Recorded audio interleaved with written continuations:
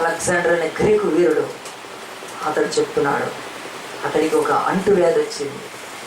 ఆ యొక్క రోగంతో అతను చచ్చిపోతున్నాడు. ఇక చచ్చిపోయే ముందు చెప్పాడు, నన్ను పాతి పెడతారు కదా, బహుశా గ్రీకుల ప్రకారం పాతి పెడతారు వాళ్ళ సమాధులు, మనలాగా ఇక్కడ హిందువులలో కాల్చిపడేయడం. అప్పుడు తన యొక్క సేనాధిపతులను పిలిచి చెప్తున్నాడు, నన్ను పాతి పెట్టండి, కానీ ఈ లోకానికి ఒక మెసేజ్ ఇవ్వాలని చెప్పి నా 2 చేతులు బయట పెట్టి మరి నన్ను పాతి. ఏంటి వింత, ఎట్లా పాతి పెడతారు? పెట్టాల్సిందే, ఎందుకంటే ఆయన ఆజ్ఞ ఇచ్చాడు కనుక.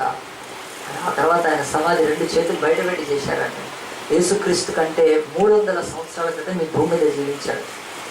300 years బిఫోర్ అలెగ్జాండర్ ఈ భూమి జీవించాడు. అలెగ్జాండర్ ద గ్రేట్ ప్రపంచాన్ని, సామ్రాజ్యాన్ని విస్తరించి ఆయన కత్తి పట్టాడంటే అవుతుంది. చిన్న వయసులో 15-14 సంవత్సరాల్లోనే గుర్రాన్ని అధిరోహించి ఆయన ప్రపంచాన్ని జయించిన చెప్తున్నాడు, నేను ఒట్టి చేతులతో వెళ్తున్నాను. I have nothing in my hearts. నా సంపాదన, నా సామ్రాజ్యం, వెండి బంగారాలు, కిరీటాలు, సింహాసనాలు వదిలేసి ఈ వయసులో నేను వెళ్ళిపోతున్నాను. You know is going to die. Bible అంటుంది, ఎంతటి వాడైనా ఈ లోకంలో ఒకరోజు ఒట్టి చేతులతో మిగిలిపోతాడండి, వాటి మీద ఆధారపడద్దని చెప్తుంది. అలాంటి వాడికి ఆకలేసింది. ఆ రోజు ఆకలేసినప్పుడు తన తమ్ముడు ఉండే ఆ యొక్క బహుశా ఆ స్థలానికి వెళ్ళాడేమో. ఆ యొక్క గొర్రెలు మేకలు అతను ఏదైతే చూసుకుంటాడో ఆ ప్రాంతంలో తమ్ముడు కూడా ఇంటికి దూరంగా ఉన్నాడేమో. ఆ స్థలాన్ని బైబిల్ మనకు తెలియచెప్పట్లేదు, కానీ ఉన్న వరకు చెప్తుంది. అతడు వంట వండుకుంటున్నాడు. ముఖ్యంగా వాళ్ళ ఇంట్లో చెల్లెలేదు కనుక మగవాళ్ళే వంట నేర్చుకున్నారు కదా. చాలా మటుకు ఆడపిల్లలు లేని ఇంట్లో మగవాళ్ళ చేతులు కాల్చుకొని వండుకుంటారు. మంచిదే, అది నేర్చుకుంటే చాలా మంచిది. ఎప్పుడైనా ఇట్లాంటి అవకాశం వచ్చే అవకాశం గోల్డెన్ ఆపర్చునిటీ వస్తుంది. యాకోబు వంట నేర్చుకునే తప్పు చేయలేదండి. ఆ వంట అతనికి పంపర్ పంట అయింది. హల్లెలూయా. ఏం చేశాడు? వచ్చాడు, ఏషావు వచ్చి అడుగుతున్నాడు ఏమనంటే, నాకు ఆకలేస్తుంది, దయచేసి ఆహారం పెట్టమన్నాడు. అందుకు యాకోబు అంటున్నాడు, నీ జ్యేష్ఠత్వమో నేడు నాకు ఇమ్మని అడుగుతున్నాడు. యాకోబు ఎట్లా అడుగుతున్నాడంటే, యాకోబుకు ఒకటి తెలుసు, తన తల్లి దగ్గర కానీ దేవుని సేవకుల దగ్గర అన్నాడు నేర్చుకున్నది ఏంటంటే, ఆశీర్వాదం మనిషికి ఇంటిలో ఎట్లా వస్తుందంటే జ్యేష్ఠుడు అయితే వస్తుంది. ఓహో, జ్యేష్ఠుడికే దేవుడు ఆశీర్వాదం అధికంగా ఇస్తాడని నమ్మి తండ్రి తర్వాత ఆస్తి అంతా పెద్ద కుమారుడు చేతికిస్తాడు కదా. రాజు అయితే రాజు పెద్ద కుమారుడు సింహాసనం ఎక్కుతాడు. భూమి మీద అంతా కూడా ఆ యొక్క పెద్ద కుమారుడికి ఆ యొక్క ఆధిక్యత ఉంది కనుక అది ఎరిగి, అయ్యో నేను 2వ వాడిగా చిన్నవాడిగా పుట్టాను కనుక నాకు అది రాదని చెప్పి, మరి అటు ఆశీర్వాదాన్ని పొందాలంటే జ్యేష్ఠత్వం కావాలి. ఆ జ్యేష్ఠత్వం గురించి అతను పరితపిస్తూ ఒకరోజు ఏం చేశాడంటే, వంట వండుతూ అన్న వచ్చాడు. వచ్చినప్పుడు ఆహారం ఇస్తాను, నాకు జ్యేష్ఠత్వాన్ని ఇవ్వమంటున్నాడు. జ్యేష్ఠత్వం ఆహారంతో వస్తుందా అంటే, అలాగ అన్ని ఇచ్చేస్తే వచ్చేస్తుందా? అలాంటి ఆ యొక్క తెలివి లేనివాడు ఏం కాదండి. అన్నకు అసలు జ్యేష్ఠత్వంలో ఉన్న ఏమైనా ఆశీర్వాదం తెలుసా? తెలియదు ఆయనకు. చాలామంది చర్చికి దూరంగా ఉండే వాళ్ళకి ఏ బ్లెస్సింగ్ తెలియదండి. సంఘానికి దూరంగా ఉండే వాళ్ళకు ఎలాంటి ఆత్మ సంబంధమైన ఆశీర్వాదం తెలియదు కనుక దేవుని యొక్క మందిరానికి, ఆయన ఇంటికి వెళ్ళే వాళ్ళకే తెలుసు. యాకోబుకు అది మాత్రం తెలుసు. వేటాడడం తెలియదు, గొప్పగా శూరంగా పరాక్రమంగా ఏవో చేసేది తెలియదు, కానీ ఆశీర్వాదం పొందే మార్గం మాత్రం అతనికి తెలుసు. జ్యేష్ఠులు కావాలి అని అన్న రాగానే జ్యేష్ఠత్వం గురించి అడిగేశాడండి. ఏమన్నా కానీ అడిగేశాడు, కావాలి కనుక. అడిగినప్పుడు అతనేమంటున్నాడు చూడండి, ఏశావు, నేను చావబోచున్నాను కదా, జ్యేష్ఠత్వం నాకెందుకు అంటున్నాడు. అంటే అతను ఆ పూట ఆహారం తినకపోతే చచ్చిపోతాను అనుకున్నాడు. ఆకలి విపరీతంగా ఉంది. ఆ తర్వాత అతనితో అంటున్నాడు, ఇప్పుడు జ్యేష్ఠత్వము ఆకలి రెండింటిని ఎదురుగా పెట్టుకున్నాడు. పెట్టుకొని ఏం చేశాడంటే, ఆకలి ఇంపార్టెంట్, జ్యేష్ఠత్వం కాదు. ఆకలితో నేనేం చేయొచ్చు? బతకచ్చు. జ్యేష్ఠత్వం ఏం చేసుకోవడానికి అంటే, జ్యేష్ఠత్వం గురించి కొంచెమైనా అతనికి అవగాహన లేకుండా బతికాడు. చర్చిలో కూడా బ్లెస్సింగ్ అంటే ఏంటో తెలియని వాళ్ళు ఆ యొక్క చర్చ్ బయట ఉంటే పర్వాలేదు, కానీ చర్చిలో కూడా ఎవరు ఉండకూడదని బైబిల్ చెప్తుంది. ప్రతి ఆశీర్వాదం క్రీస్తులో ఉంది కనుక అతడు జ్యేష్ఠత్వంలో ఆశీర్వాదం ఉంటుందనే సంగతి కూడా అతను తెలియకుండా ఏం చేశాడంటే, జ్యేష్ఠత్వం ఏం చేసుకోవడానికి, జ్యేష్ఠత్వంతో నాకు ఏమొస్తుంది అని చెప్పి అతడు అజ్ఞానిగా ఏం చేశాడంటే, ఆ పూట ఆహారం తినడానికి వెంటనే యాకోబు అన్నమాట చూడండి, అతను తెలుసుకుంటున్నాడు, అతను చావబోతున్నాను, జ్యేష్ఠత్వం నాకెందుకు. అప్పుడు యాకోబు కనిపించుంటుంది, నిశ్చయంగా ఇచ్చేస్తాడని. అంత మాత్రాన్ని యాకోబు ఏమన్నాడంటే, నేడు నాతో ప్రమాణము చేయమనెను. అతడు యాకోబుతో ప్రమాణం చేశాడు. ఇక్కడ చూడండి, బైబిల్ అంటుంది యాకోబు ఉట్టిగా తీసుకోలేదు కదా, అక్కడ ఒక ప్రమాణం అనేది జరగాలి. అంటే బైబిల్ చెప్తుంది, సామెతలో ఉన్నది, జీవ మరణములు నాలుక వశము. జీవమైన మరణమైన నీ నాలుకలో పెట్టాడు దేవుడు. అందు గురించి ఎందుకు ఒప్పిస్తాం ప్రార్థన చేయమని, ఎందుకు ఆ రోజు బాప్తిసం అప్పుడు ఆ సాక్ష్యం చెప్పిస్తాం కదా, పెళ్ళప్పుడు కూడా కదా ప్రమాణం చేసి కదా, ప్రభువా వీళ్ళని నేను బతుకంతా వదిలిపెట్టను అని చేసుకుంటారు కదా ఇద్దరు. ఎందుకు చెప్తానండి అంటే, నువ్వు అన్న మాట ఆమె అంతే, దేవుడు ప్రమాణం చేయాలి. మంత్రులు ఏం చేస్తారు? ప్రమాణం చేస్తారు కదా, మేము ఇదిగో ఈ యొక్క జెండా సాక్షిగా దేశాన్ని అంతా దోచేస్తామని కదా, ఏం మిగల్చమని చేస్తారండి. ప్రమాణం అవసరం కాదు, ప్రమాణం లేనిది ఏది కూడా చల్లదు. కనుక అంటున్నాడు, వంట ఇచ్చేస్తే, ఆయనకు చేసిన ఆహారం ఇచ్చేస్తే అటు నుంచి ఇటు జ్యేష్ఠత్వం రాదు.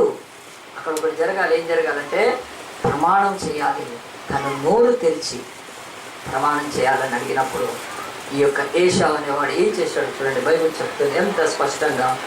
దేవునికి యాకోబు మరి అతడు నేడు నాతో ప్రమాణం చేయమని అతడు యాకోబుతో ప్రమాణం చేసి అతనికి జ్యేష్ఠత్వమును అమ్మి వేయగా. అసలు అమ్మే మాట అనేది ఎందుకు వాడాడు తెలుసా అండి?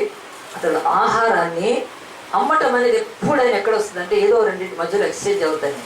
తన జ్యేష్ఠత్వాన్ని ఇచ్చేసి అంటే అమ్మేసి అతడు ఏం కొనుక్కున్నాడు? ఆ యొక్క ఆహారాన్ని కొనుక్కున్నాడు. సో అమ్మి వేసేసాడు. అంటే ఈ యొక్క బైబిల్ చెప్తుంది జ్యేష్ఠత్వం ఫర్ సేల్ అని ఏషావు పెట్టాడు కనుక అప్పుడు మనోడు ఏం చేశాడంటే ఆహారం ఇచ్చి జ్యేష్ఠత్వం ప్రమాణం చేసినాడు. బైబిల్ చెప్తుంది ఇదే ఏషావు బ్రతుకులాడు, తిని లేచి వెళ్ళిపోయాడు.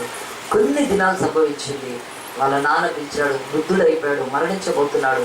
అప్పుడు వాళ్ళ తండ్రి పిలిచి ఏషావుకి ఏం చెప్పాడు, నాయన నువ్వు పోయి వేటాడి ఒక మంచి మాంసం తీసుకొని రా, వేట మాంసం నువ్వు సిద్ధపరిచి తీసుకొని రా, నేను తిని నేను దీవిస్తానన్నాడు. మంచిది నాన్న అని చెప్పి వెళ్ళిపోయాడు వేటకి.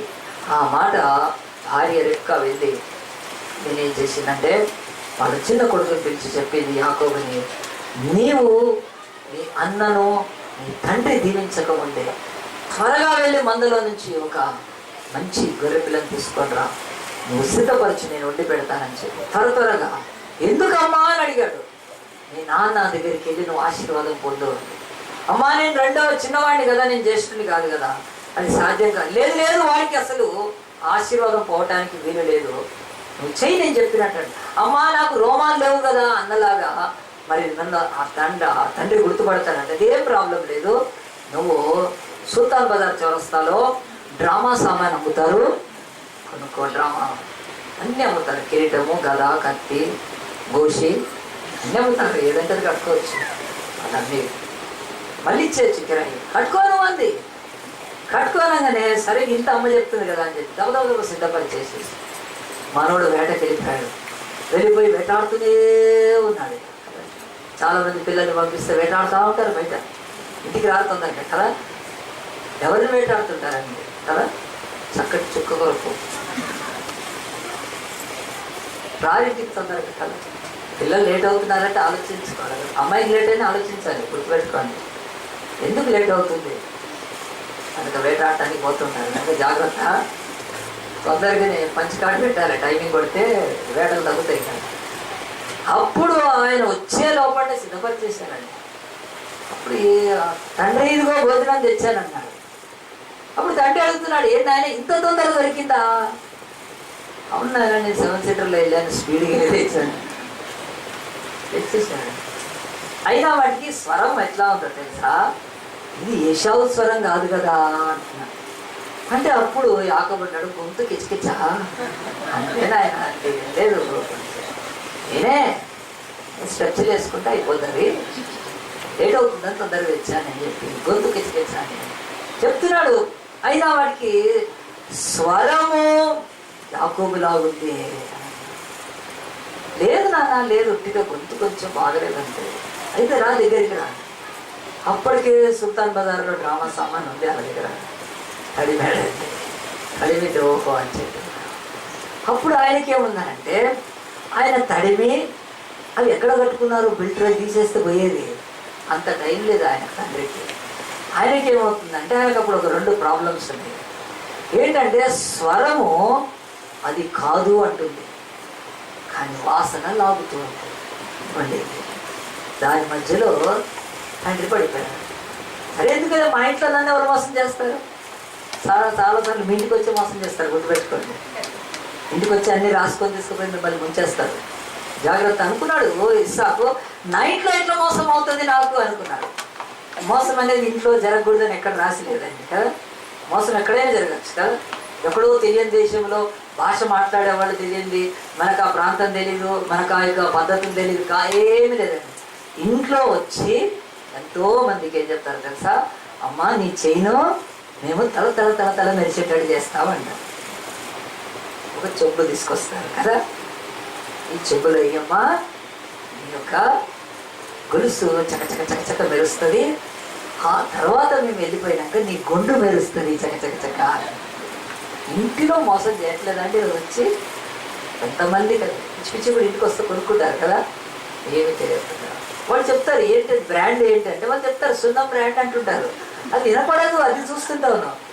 అమ్మ ఇది సున్నం బ్రాండ్ అయితే ఇది సున్నం పెట్టరా అని కొంచెం ఆలోచించినా కానీ ఈ కళ్ళు ఈ చెవులు దేవుడు ఇచ్చింది. ఎందుకో తెలుసా అంటే, మన ఇంట్లో జరిగే మోసమైన గుర్తుపట్టమని ఈ యొక్క ఇస్సాకుకు తిండి బాగా అలవాటైపోయింది. ఏం చేశాడంటే, ఇక వాసన లాగుతుంది, స్వరము విభేదిస్తుంది. ఈ స్వరానికి వాసనకు మధ్యలోనే ఎవడైనా పడిపోతాడు. ఇక్కడ స్వరం ఎవరిది? దేవుడిదండి. స్వరం దేవుడి స్వరం వినిపిస్తుంది. చాలాసార్లు నువ్వు పాపంలో పడిపోవటానికి, నాశనం కావడానికి ఈ లోకం ఏం చేస్తాయంటే వాసనలు మత్తిల్లుగా ఉంటాయి అన్నమాట. పిలుస్తుంటే హాయిగా ఉంటాయి, చూస్తుంటే బాగుంటాయి, కానీ ఒక స్వరం వినిపిస్తుంటారు పరలోకం నుంచి, బిడ్డ వద్దు వద్దు. మనం స్వరాన్ని వదిలిపెట్టి వాసన వెనుకపోతే మన బ్రతుకు అంతేనండి అయిపోతుంది. తన యొక్క జీవితంలో తన త్వరగా తినేసి అన్న అనుకొని తమ్ముడిని ఆశీర్వదించేసి ఆ తర్వాత అతను వెళ్ళిపోయినాక కొద్దిసేపటికి ఇదిగో వచ్చాడు. చూడండి, వచ్చాడు, ఇంటికి వచ్చేసాడు. ఏశావు 27వ అధ్యాయంలో ఆ మాటలు స్పష్టంగా ఉన్నాయి. చూడండి, 27వ అధ్యాయం చాలా పెద్ద అధ్యాయము. దాంట్లో చూద్దాం. చూడండి, 30వ వచనం నుంచి, ఇస్సాకు యాకోబును దీవించుట అయిన తర్వాత యాకోబు తన తండ్రి అయిన ఇస్సాకు ఎదుటి నుండి బయలుదేరిలో వెళ్ళిన తక్షణమే అతని సహోదరుని ఏశావు వేటాడి తెచ్చెను. అతడు రుచిగల భోజనం సిద్ధపరిచి తన తండ్రి వద్దకు తెచ్చి, నా తండ్రి నన్ను దీవించుమని అన్నాడు. అప్పుడు తండ్రి అంటున్నాడు, ఇస్సాకు నీవెవరు అని అడిగినప్పుడు అతడు, నేను నీ కుమారుడైన ఏశావు అని జ్యేష్ఠ కుమారుడు అనగా, ఇస్సాకు మిక్కుటముగా గడగడ వణుకుచ్చు, అట్లయితే వేటాడిన భోజనం నా ఎద్దకు తెచ్చిన వారు ఎవరు? నీవు రాకమనుపు నేను వాటన్నిటిలో తిని అతన్ని నిజముగా దీవించి తిని అతడు దీవింపబడిన వాడే అనేది అయిపోయింది. మనం పూర్వకంగా తండ్రి పెద్దవాడు అనుకొని చిన్నవాడిని దీవించేశాడు. ఆ దీవెన వెళ్ళిపోయింది. అప్పుడు బైబిల్ అంటే 34వ వచనంలో, ఏశావు తన తండ్రి మాటలు విన్నప్పుడు దుఃఖాక్రాంతుడై పెద్ద కేక వేసి, ఓ నా తండ్రి నన్ను దీవించమని తండ్రితో చెప్పాను. అయిపోయింది. కింద 38లో ఏశావు, నా తండ్రి నీ యొద్ద ఒక్క దీవెన ఉందా? నా తండ్రి నన్ను నన్ను నన్ను కూడా దీవించమని చెప్పి ఏశావు ఎలుగెత్తి ఎడవగా అయిపోయింది. ఆశీర్వాదం పోగొట్టుకున్నాడు. ఇక్కడ అసలు ఈరోజు వాక్యంలోకి మనం వస్తే బైబిల్ చెప్తుంది, కథ అందరికీ తెలుసు, కానీ కొన్ని అంశాలు ఏవైనా నేర్చుకున్నా అసలు అంశం నేర్చుకోవాల్సింది. బైబిల్ అంటుంది, ఏశావు తన బ్రతుకులో ఆకలితో ఉండటం అతనికి తెలియదు. అతడు తిండిపోతూ బతికాడు ఈ భూమి మీద. బైబిల్ అంటుంది, ఈ లోకంలో ఆకలి ఏమి తీసేస్తుందంటే ఆధిపత్యాన్ని లాగేసుకుంటుంది నీ లైఫ్లో. నీకున్న ఆధిపత్యం ఏంటంటే ఈ ప్రపంచంలో క్రైస్తవుడు ఉండటమే అత్యధికమైన ఆధిపత్యము. ఆ ఆధిపత్యం పోయే ఖచ్చితమైన అవకాశం ఎక్కడుందంటే తిండిపోతుల బతుకులో ఉంది. తిండిపోతులు తమ జ్యేష్ఠత్వమైన ఈ క్రైస్తవ్యాన్ని అమ్మేసుకుంటారు, ఎన్నో చోట్ల అమ్మేసుకుంటారు. జాగ్రత్త. నువ్వు ఆకలితో ఉండటము, ఉపవాసంతో ఉండటం మొదలు పెడితే నీ బ్రతుకులో అది సాతాను లాక్కోలేడు. తిండిపోతులమైతే ఒక పూట కూడు చూపించి మన బ్రతుకులో మన జ్యేష్ఠత. అసలు ఈరోజు జ్యేష్ఠులు ఎవరు? ఈరోజు బ్రాహ్మణులు జ్యేష్ఠ, ఆర్యులు జ్యేష్ఠ, ద్రవిడులు జ్యేష్ఠ, యూదులు జ్యేష్ఠ. అంటే ప్రపంచానికి జ్యేష్ఠులు యూదులే. వాళ్ళు మాత్రమే బైబిల్ చెప్తుంది ధర్మశాస్త్రం కలిగిన వాళ్ళు, నిబంధన కలిగిన వాళ్ళు, ప్రత్యక్షతలు కలిగిన వాళ్ళు, ప్రవచనాలు కలిగిన వారు. సో ఈ ప్రజల కంటే యూదుల కంటే గొప్పవాడు ఎవ్వడు లేకుండా, ఇదిగో ఈ యొక్క 2000 సంవత్సరాల నుంచి మాత్రము ఆ యూదుల్లో నుంచే దేవుడు క్రైస్తవులను తీసుకొని వచ్చి క్రైస్తవులు జ్యేష్ఠులు. ఈరోజు ప్రపంచాన్ని ఒకవేళ అమెరికా ఆడిస్తుంటే అమెరికా వాళ్ళు జ్యేష్ఠులని నేను చెప్పట్లేదు. ప్రపంచం యొక్క ఎకానమీని కానీ దేనైనా ఎఫెక్ట్ చేయగలిగిన పెద్దన్న అంటారు, పేపర్లలో రాస్తారు కదా, పెద్దన్న అమెరికా అని రాస్తారు. ప్రపంచంలోని అన్ని దేశాలు వాళ్ళ కింద ఉండాల్సిందే, వాళ్ళు ఆడిస్తారు అట్లా. వాళ్ళు అమెరికన్స్ ఈరోజు క్రిస్టియన్స్ అయితే నేను అట్లా చెప్పట్లేదని. క్రైస్తవుడు ఈ భూమి మీద జ్యేష్ఠుడు కనుక జ్యేష్ఠుడికి దేవుడు పరలోక రాజ్యాన్ని, జ్యేష్ఠుడికి తన సింహాసనాన్ని, జ్యేష్ఠుడికి తన స్వాస్థ్యాన్ని ఇవ్వడానికి ఇష్టపడుతూ ఇక రెండో వాడికి ఏమీ లేదు, ఆ రెండో వాళ్ళకి ఎవ్వరు ఉండకూడదని చెప్పి దేవుడు అందరినీ జ్యేష్ఠులు చేయడానికి తన జ్యేష్ఠ కుమారుడు, ఏకైక కుమారుడు యేసుక్రీస్తుని లోకానికి ఇచ్చాడు. కనుక మన బ్రతుకుల్లో నేను క్రిస్టియన్ అని చెప్పుకోవడానికి ఎవరైనా సిగ్గుపడుతూ ఉంటే బహుశా వాళ్ళ బ్రతుకుల్లో జ్యేష్ఠత్వాన్ని కోల్పోయి చాలా రోజులైనట్టు. ఎక్కడైనా క్రిస్టియన్స్ అంటే జ్యేష్ఠులు ఈ లోకంలో. కనుక జ్యేష్ఠుడికి రాజ్యం ఉంది ఈ లోకంలో. దేవుడు రాబోయే ఇస్తున్నాడు. కనుక ఈ ప్రపంచంలో ఈ రోజు వరకు కూడా ఆ జ్యేష్ఠులుగా ఉన్న యూదులు ప్రపంచంలో ఎక్కువ సంగతిని ఇన్వెంట్ చేశారు.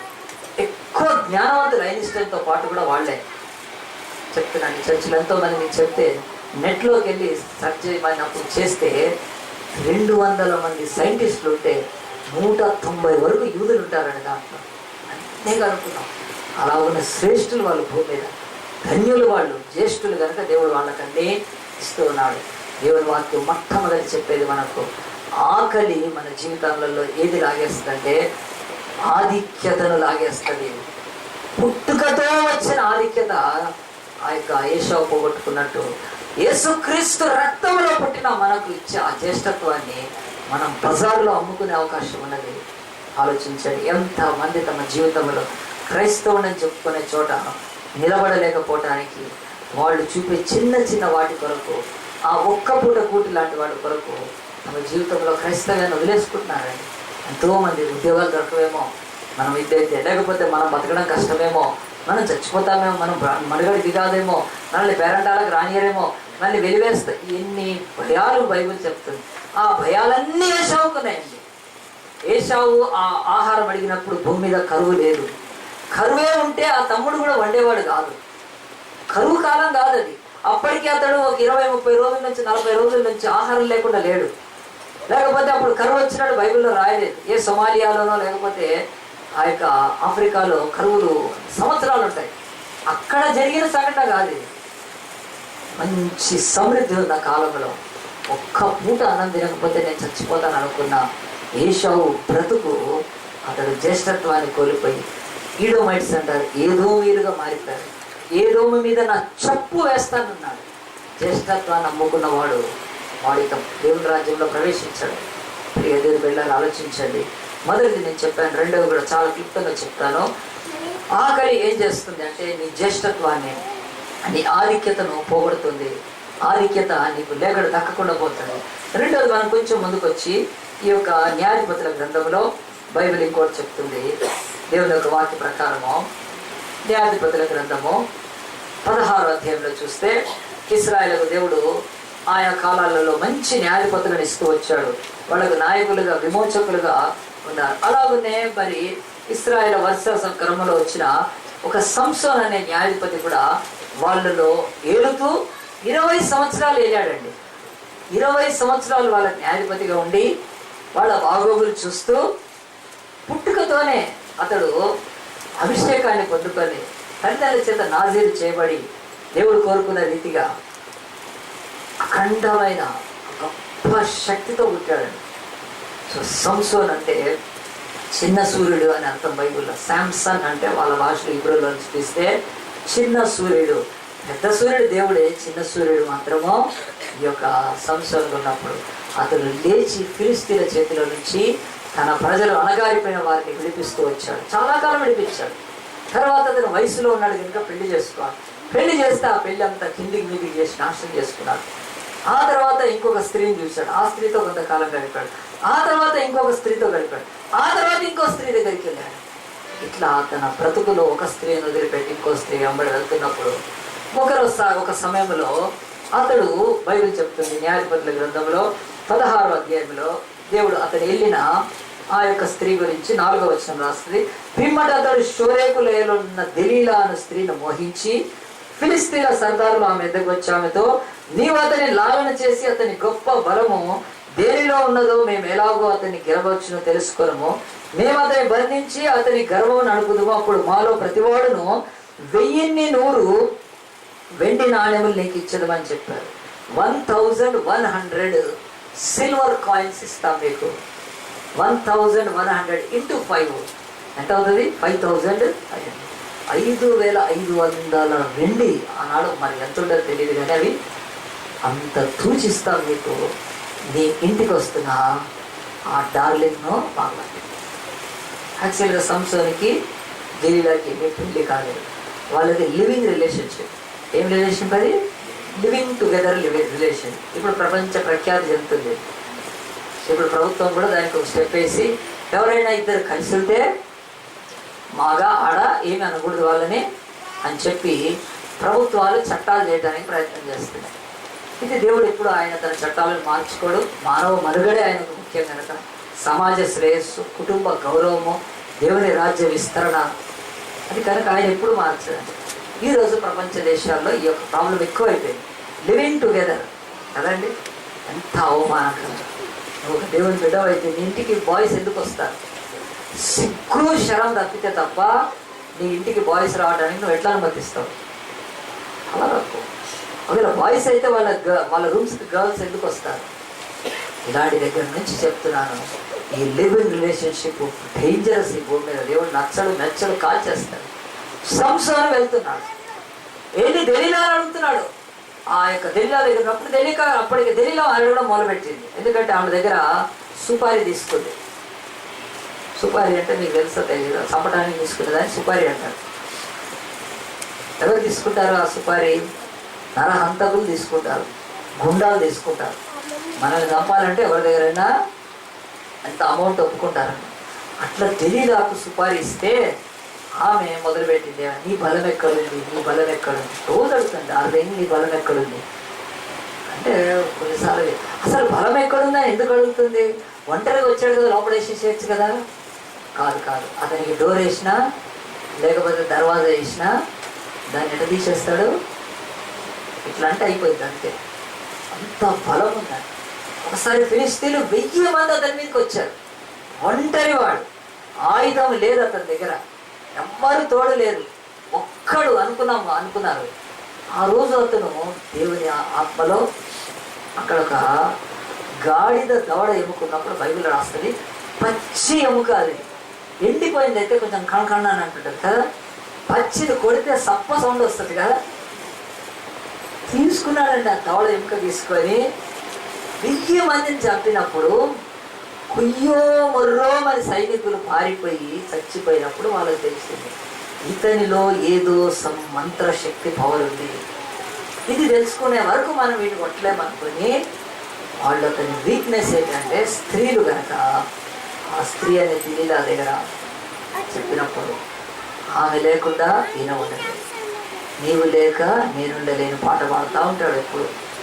అరే నువ్వు దేవుడి పాటలు పాడరా అంటే, దెలీలా నువ్వు లేకపోతే నువ్వు ఆదరిని నేనేం జరిని అని దేవుడు చూస్తున్నాడు. ఏం చేస్తాడంటే కదా, అలాగే నువ్వు అంటే స్త్రీ దగ్గరికి వెళ్ళచ్చు. ఆమె విసిగించడం మొదటి, నీ బలం చెప్పు, నీ బలం.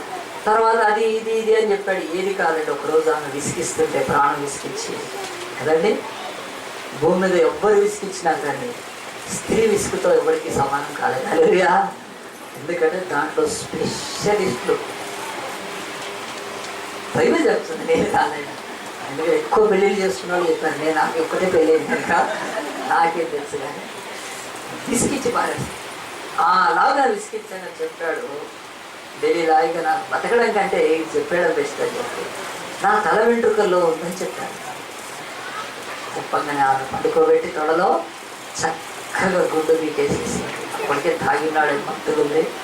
ఆ యొక్క ఒడిలో గుండు గీకేసిన తర్వాత అది కూడా ఆమెకి ఏం తెలియదు, ఇది కూడా రియలో కాదు అనుకొని మళ్ళీ అంది, సంసోను ఫిలిస్తీన్ల సర్దారుల మీద పడుతున్నానని. ఎప్పటిలాగా వెజిమ్ముకోవాలనుకున్నాడు, ఎప్పటిలాగా మంచిగా మెగా స్టార్లకు ఇట్లా అనుకొని వద్దామనుకున్నాడు. ఇంకేంది స్టార్లను పోయినాక ఇక పడ్డాడు. చూడండి, ఆ తర్వాత అతని బతుకు బైబిల్ రాస్తుంది, ఎంత స్పష్టంగా రాస్తుందో చూడండి.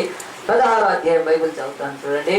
20వ వచనం, ఆమె సంసోను ఫిలిష్తీయుల మీద పడుచున్నారని మేలుకొని ఎప్పటిప్పుడు నేను బయలుదేరి విరజింపు గదుకను, అయితే యెహోవా తనను ఎడబాసినని అతనికి తెలియట్లేదు. ఇది దుఃఖకరమకరంగా దేవుడు తను వదిలిపెట్టాడని అతనికి తెలియదు.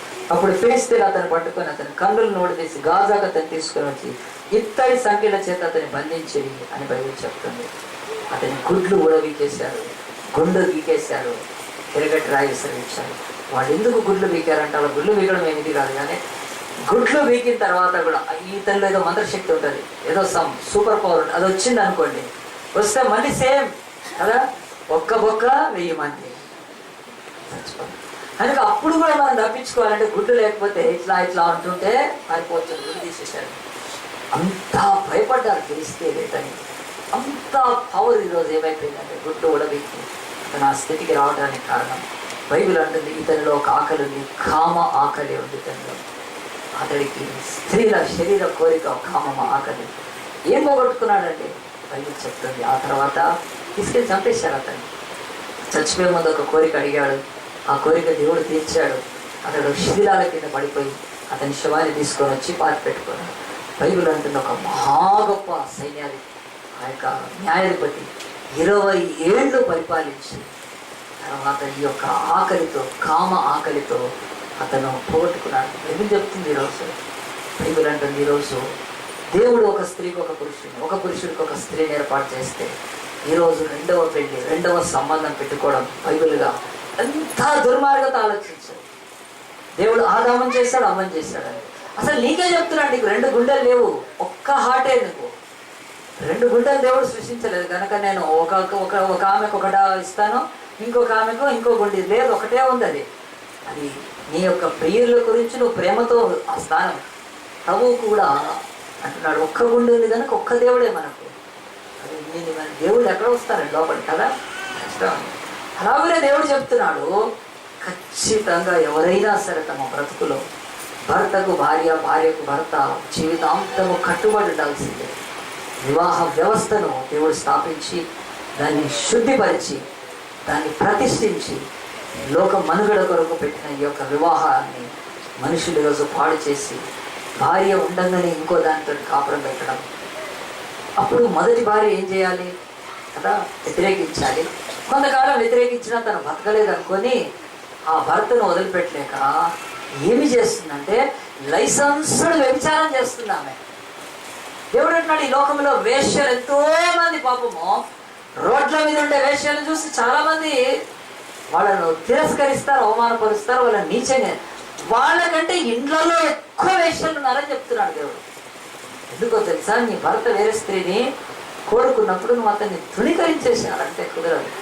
నేను ఎట్లా బతుకుతాను అంటే ఆ భర్త నిన్ను సృష్టించాడా, లేకపోతే భర్త నిన్ను చిన్నప్పటి నుంచి పెంచే నీ అమ్మనాలు పెంచలేదా నిన్ను? ఎందుకు ఆయన కాదు. నువ్వు ఏం చేస్తున్నావు అంటే వ్యభిచారాన్ని లైసెన్స్డ్గా ఇచ్చేస్తున్నావు. కానీ అవి చివరికి ఏమవుతాయి అలాంటి సంబంధాలు? విజయవాడలో ఒక ఆయనకి 2 పిల్లలు. ఒక పిల్లం ఏం చేసేది, ఒక భార్య తనకు ఆస్తి దక్కాలని తన సవతి బిడ్డను తీసుకొని పోయి కాల్చి చంపించేసేది. సంచలనంగా జరిగింది విజయవాడలో. మన చర్చిలో ఉమా ఉందండి, ఉమా ఇక్కడ ఉమా ఆ యొక్క పిల్ల ఇంటికి కూడా వెళ్ళేసి వచ్చింది. మన చర్చిలో ఉమా ఉష ఉంటారు కదా, విష్ణుప్రియ ఆ పిల్ల పేరు. చిన్న పిల్లను తీసుకొని వెళ్ళి కొలిమిలో కాల్చేశారు. ఫర్నేస్ అంటారు, ఇళ్లలో కొలుములు ఉండవు. కొలిమి అంటే ఫర్నేస్, అది ఫ్యాక్టరీస్లో ఉంటాయి, ఇండస్ట్రీస్లో ఇనుమును వాటిని కరిగించి దాంట్లో ముక్కలు కోసి కాల్చేశారు. వెంట్రుకలు, చర్మం దొరికి. ఇంత చిన్న పిల్లని ఫోటోలో చూపించారు. చిన్నపిల్ల అంత. ఆ పిల్ల ఏం చేసిందంటే వాళ్ళ తండ్రి దుర్మార్గుడు 2 భార్యలతో బతికి ఆ చిన్న పిల్ల ప్రాణాన్ని అనుకున్నాడు. చాలా మంది అనుకుంటారు డబ్బు ఎక్కువైతే మనకు సుఖం కూడా ఎక్కువ కావాలనుకుంటున్నారు. డబ్బు ఎక్కువైతే 2 కార్లు కొనుక్కో, డబ్బు ఎక్కువైతే 2 ఇళ్ళు కట్టుకో, డబ్బు ఎక్కువైతే 4 ఉంగరాలు పెట్టుకో, డబ్బు ఎక్కువైతే మెడలో బర్రెలకేసినట్టు గొలుసులు వేసుకో, డబ్బు ఎక్కువైపోతే వడ్డాయాలు చేసుకో. అంతేగాని నేను డబ్బు ఎక్కువైంది కదా నాకు అని ఇంకొక భార్యను కోరుకుందామా? ఇప్పుడు చెప్పండి, ఆ విష్ణుప్రియ ఈ లోకంలో చెల్లిపోయింది. ఖాళీ ఖాళీ ఖాళీ ఖాళీ. దుర్మార్గులు విజయవాడలో ఒక సవతి, లేదా ఇద్దరు భార్యలో ఒకటి, ఆస్తి అంతా నాకు దక్కాలంటే అవతల అతని ఇంకొక భార్యకు పిల్లలు లేకపోతే నాకు ఆస్తి దక్కుతుందని ఆ చిన్న పిల్లను పాపం ఎంత క్రూరంగా చంపేశారండి. ఇనుములు అవి వేడి చేసి కాల్చి కొలిమిలో ఆ బిడ్డను కాల్చేశారు. ఆ కేసు తొందరగా బయటకు వచ్చింది కనుక మనకు తెలిసింది. మన చర్చిలో ఉషా వాళ్ళు వెళ్ళి చూసి వచ్చారంట. గుంటూరులో తీసుకెళ్ళి కాదు. ఏం జరిగిందంటే ఈరోజు బైబిల్ చెప్తుంది, ఆకలి ఎక్కువ అవుతుంది, కామ ఆకలి ఎక్కువ అవుతుంది. దేవుడు అంటున్నాడు, కామ వికారాలకు దేవుని మందిరంలో కూడా చర్చకు వచ్చేవాళ్ళు ఉన్నారు ఈరోజు ఇద్దరిద్దరిని పెట్టుకొని. ఇది ఇంకా ఘోరం చెప్తున్నాను. దేవుడు కొంతకాలం వచ్చుకుంటాడని తన ఆత్మను పంపి 1000 మందిని కూడా ఫిలిస్తీన్లకు చంపగలిగిన వాడు. గుడ్లు పోయి ఆ యొక్క చెక్కి పీసింగ్ అంటారు కదా, చెక్కి పీసింగ్ తిరగట్రాయల్స్ చేస్తున్నా ఆ దుస్థితిలో ఏడుస్తూ చచ్చిపోయాడండి తను. బైబిల్ అంటారు, నీ జీవితంలో ఇలాగున ఈ ఆకలి ఎక్కువైతే, ఈ కడుపు ఆకలి, తిండి ఆకలి ఎక్కువైతే, బైబిల్ అంటుంది ఆధిక్యత పోతే, కామ ఆకలి ఎక్కువైతే, బైబిల్ అంటుంది నీ బ్రతుకులో అధికారాన్ని పోగొట్టుకుంటావు. ఎవరైనా సరే లోకంలో గవర్నమెంట్ ఎంప్లాయీకి ఇంకొక భార్య ఉందని తెలిస్తే సస్పెండ్ చేసేస్తారు ఇమ్మీడియట్గా. అలాగున బైబిల్ కూడా హెచ్చరిస్తుంది. మన దేవుడు ఒక్కడే బ్రతుకులో దేవుని యొక్క సన్నిధిలో మనం ప్రమాణం చేసి తండ్రి కుమార పరిశుద్ధాత్మ ఎదుట ప్రార్థన చేసిన ఆ యొక్క భార్యను తప్ప, ఆ భర్తను తప్ప వేరేళ్ళ వైపు చూస్తే సంసోను గతి మనకు పడుతుంది. దేవుడు ఇచ్చిన అధికారంలో చెల్లిపోతాడు. ఆంధ్రాలో ఒక పాస్టర్ ఉన్నాడు. ఆ యొక్క ఊర్లోకి వెళ్ళి ఒకరు అడిగారండి, ఏమని అడిగారు, ఇక్కడ పాస్టర్ పెద్ద పాస్టర్ ఆయన ఇంటికి తీసుకెళ్ళమని రిక్షావాడిని అడిగితే ఆ రిక్షావాడు ఏమని అంటాడు, సార్ పెద్దింటిగా చిన్నింటిగా అన్నాడు.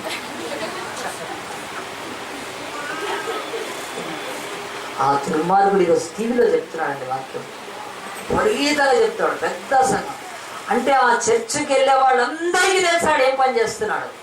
అడ్జస్ట్ అయిపోతున్నారు వేరే చర్చికి వెళ్ళలేక. ఆ చర్చ్ వాళ్ళ మొహం మీద ఉమ్మేయడానికి పనికిరాడు. వాడు ఇద్దరిని పెట్టుకొని టీవీలో ప్రకటిస్తుంటే, డబ్బులు పంపిస్తూ, కింద బ్యాంక్ అకౌంట్ ఇస్తుంటే వాక్యం చెప్తున్నాడు. వాడికి నీతి ఉందా? వాడికి ఆ ఊర్లో రిక్షావాడు చెప్తున్నాడు. ఆయన పేర్లు వద్దండి, తెలుసు, అవన్నీ తెలుసు. అలాగనే చెప్తున్నాయని చంపేయాలని ఈరోజు ప్రయత్నం కూడా చేస్తున్నారు ఒక ఆయన. అంత దుర్మార్గంగా ఈరోజు బైబిల్ వండర్స్ అని, ఆ వండర్స్ అని, ఈ వండర్స్ ఇన్ని వస్తాయి. ఒక్కడికి లేదు అసలు, అవసరమే లేదు అసలు. ఆ యొక్క మినిస్ట్రీలు దేవుడు కాల్చేస్తాడు ఒకరోజు. అంత పొరపాటు అంటే దేవుని యొక్క సన్నిధిలో. ఆ ఊర్లో రిక్షావాడికి కూడా తెలుసు, ఈ టీవీలో కనిపించే పాస్టర్కి 2 పిల్లలు భార్యలు అని. వాళ్ళు వస్తారండి చర్చికి, వాళ్ళని రమ్మంటే పిచ్చి మొహాలు, ఎర్రి మొహాలు టీవీలు చూసి డబ్బులు పంపించి ఎప్పటి నుంచి ఆ చర్చిలో ఉన్నందుకు ఆ చర్చిలో కంటిన్యూ తప్ప దేవుడు అంటున్నాడు అగ్నితో కాల్చేస్తాడు దేవుడు ఆ పాపాన్ని. సొదొమ గొమొర్రా పాపాన్ని కాల్చినట్టు ఈ యొక్క సంసోను బ్రతుకులో బైబిల్ అంటుంది ఏంటి ఎక్కువైందంటే వీడికి ఆకలి ఎక్కువైంది, ఆ యొక్క శరీర కోరిక, కామం ఎక్కువైంది కనుక 20 సంవత్సరాలు అతడు ఇశ్రాయేలుకు న్యాయాధిపతిగా ఉన్నాడు. దేవుడు ఎప్పుడు కూడా ఇంతే అని చెప్పడండి. అతడు 40 ఏళ్ళు ఉండేవాడేమో. ఇతని శక్తి, ఇతనికి ఉన్న బలము దేవుడు వేరేళ్ళకి ఇవ్వలేదు. వాళ్ళు ఇతని కంటే ఎక్కువ సంవత్సరాలు న్యాయాధిపతులుగా ఉన్నారు. అంటే బైబిల్ చెప్తుంది మన బ్రతుకుల్లో, మన ఉన్న ఆయుష్లో కూడా మనం కటాఫ్ అయిపోతాం. అది పాపం విషయంలో దేవుడికి ఉగ్రత రేగినప్పుడు, వాళ్ళ విషయమే ఎవరైనా విజ్ఞాపన చేయనప్పుడు హతులైపోతారంట వాళ్ళు భూమి మీద.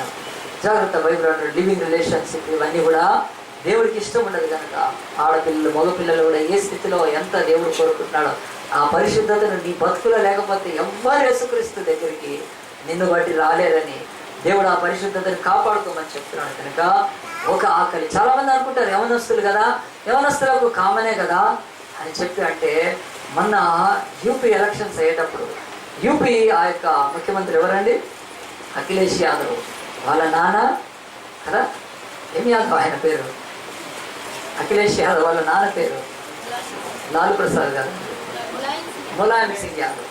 ఆయన పొరపాటున నోరు జారినందుకు యూపీ మొత్తం ఊడ్చేసి ఆయన నోట్లోనే పెట్టారు సీట్లు.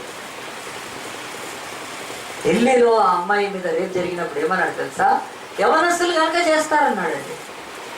అప్పుడు అంత పెద్ద పొలిటికల్ లీడర్, PM కావాలనుకున్నవాడు ఇండియాకి, ఏమన్నాడు తెలుసా? ఢిల్లీలో ఆ యొక్క అమ్మాయి పేరు ఏం పేరు? ఆ పేరు నిర్భయ. ఆ విషయంలో జరిగిన అత్యాచారాలు ఏమన్నాడు? వయసులో ఉన్నారు కనుక అబ్బాయిలు చేస్తారు అట్లా అంటారు.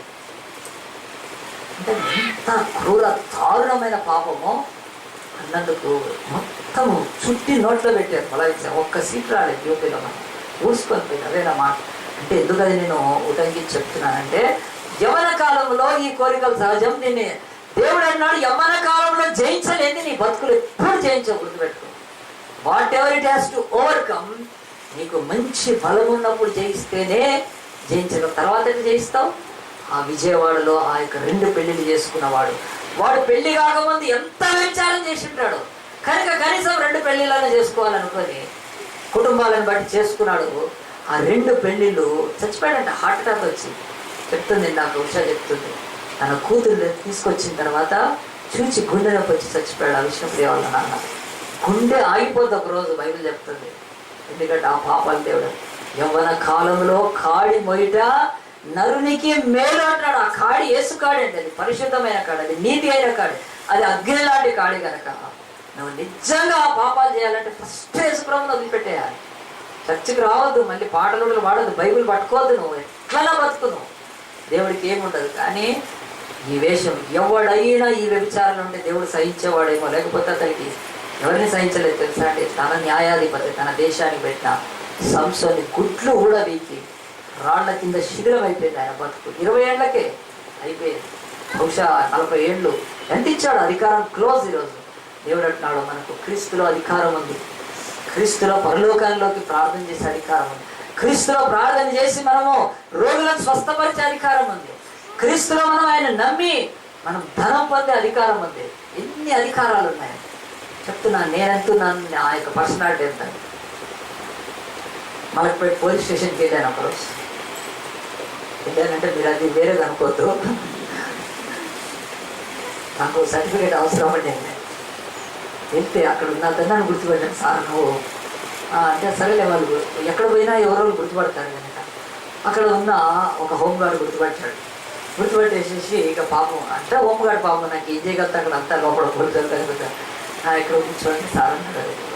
బాగానే అడిగాను, చర్చికి వెళ్తున్నా, లోపలికి వెళ్ళాలి, సీఏని కలవాలంటే అని అనిపిస్తాను.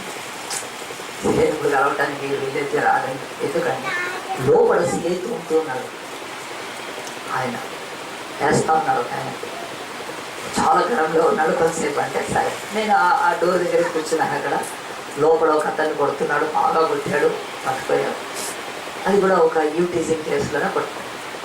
అయిపోయింది. ఆ తర్వాత వాళ్ళు బయటకు వచ్చేసారు. బయటకు వచ్చినాక ఇంకా డ్రెస్ కూడా వేసుకోలేదు, సివిల్ డ్రెస్లోనే ఉన్నాడు ఆయన, కాకి ప్యాంట్ వేసాడు. తర్వాత అంత అయిపోయింది. ఇప్పుడు నేను వెళ్ళాలంటే వెళ్ళాడు, చేతులు కూడా కడుక్కున్నాడు, కొట్టి చేతులు కూడా కడుక్కుంటాను, డాక్టర్స్ కంటే కూడా ఇంకెక్కువ మంచిగా కడుక్కొని నేను లోపలికి వెళ్ళి రేస్ కమ్మింది అన్నాడు. నేను చెప్పాను పాస్టర్ అని చెప్పాలన్నా, కానీ వేసి 2 చేతులు కట్టుకున్నాడు అంటే చెప్పండి పాస్టర్ గారు అంటున్నాడు. నేను ఆశ్చర్యపోయాను. అది చెప్పాను. ఎందుకు చెప్తున్నానంటే ఈరోజు ప్రపంచంలోని అధికారులతో సహా దేవుడి బిడ్డల కంటే అధికారులకు గొప్పదని. నేను వేరే ఏ ప్రొఫెషన్లో వెళ్ళినా ఒక సిఐ మలక్పేట సిఐ 2 చేతులు కట్టుకొని ఆయన అలాగ మాట్లాడే అవసరం లేదు నాకు. అప్పుడే ఒక పెద్ద బిజినెస్ ఇన్స్టిట్యూట్ ఏదో అయితే ఆ గొడవ అయితే వాడిని కొట్టాడు. దాదాపు తనకంటే వయసులో ఇంకా 10 ఏళ్ళు పెద్దోడిని కొట్టాడు. అట్లాంటిది నేను పాస్టర్ అంటే 2 చేతులు కట్టుకొని వెంటనే పిలిపించి, మాస్టర్ ఎక్కడ చర్చ ఏంటని అడిగాను. అడిగి రాసుకొని చేసేయమని చెప్పాను.